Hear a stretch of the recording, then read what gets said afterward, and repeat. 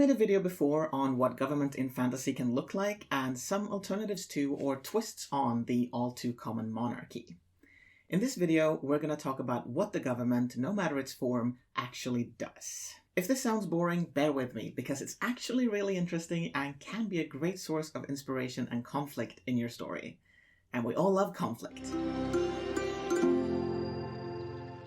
The vast majority of fantasy doesn't seem to care what the rulers of a nation does, beyond throwing parties, randomly executing people, arranging marriages, and waging wars. And, of course, the ever-hated tax collection. I know, everyone hates taxes. It's a great way to show that your government is horrible. But, not to be a socialist, but what I want to consider is what they do with those taxes. Or at least, what they should be doing with them. Still sounds boring? Wondering why this matters? Well, if your story features royalty or nobility or whatever rulers you have, having them perform some actual relevant duties rounds out both the characters and the world building.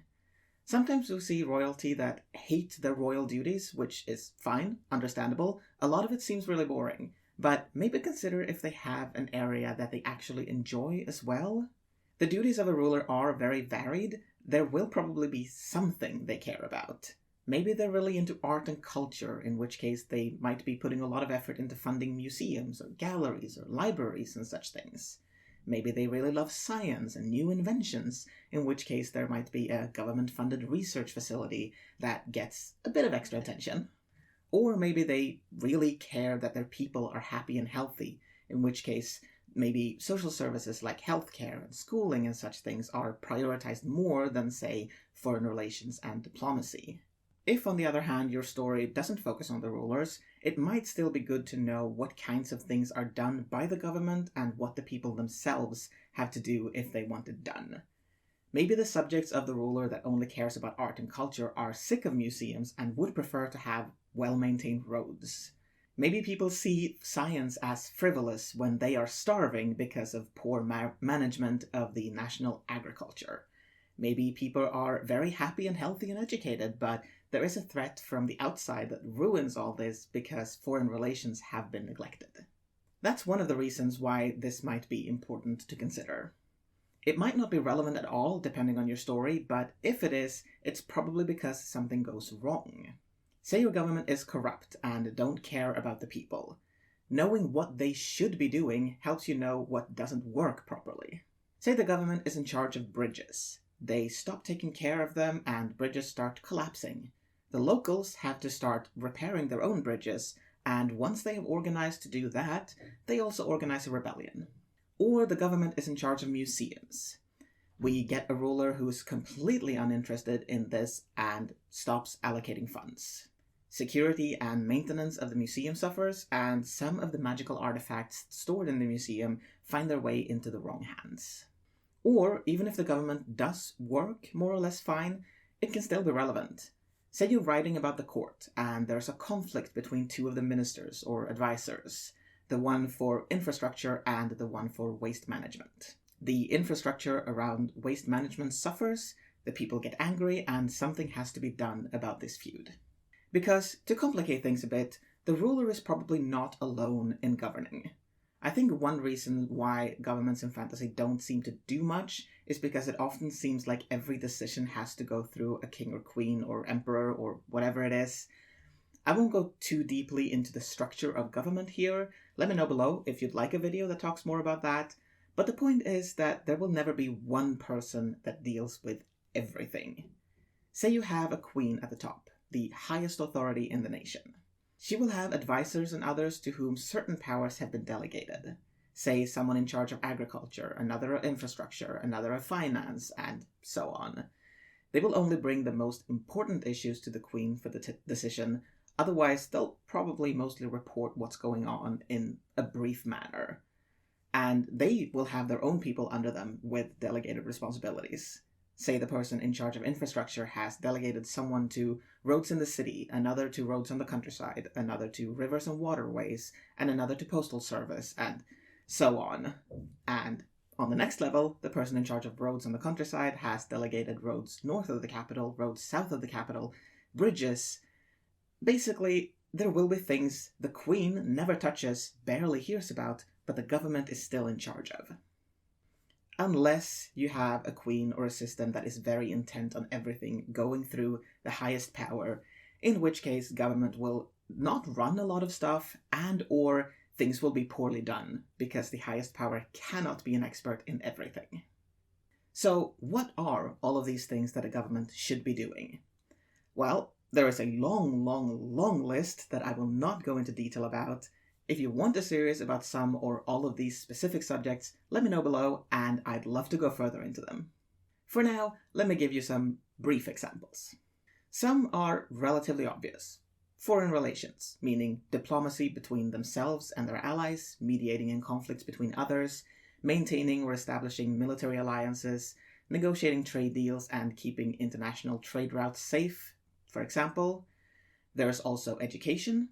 Anything from teaching everyone basic reading, writing, and math skills, because this makes good workers, and a population that can read is easier to control, to managing universities and other upper education. This might also include planning how many people of certain professions the country needs. That depends a bit on the culture and economic system of the nation. Which, by the way, is a video that's coming up, so if you're interested in that, I recommend subscribing and hitting the bell. If you want to. No pressure. I've mentioned infrastructure as something that the government should be doing.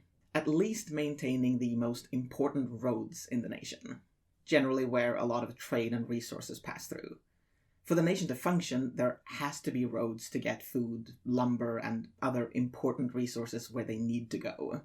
Even if the government is so corrupt that they don't care about the people at all, the roads to get resources to the rulers themselves will need to be maintained.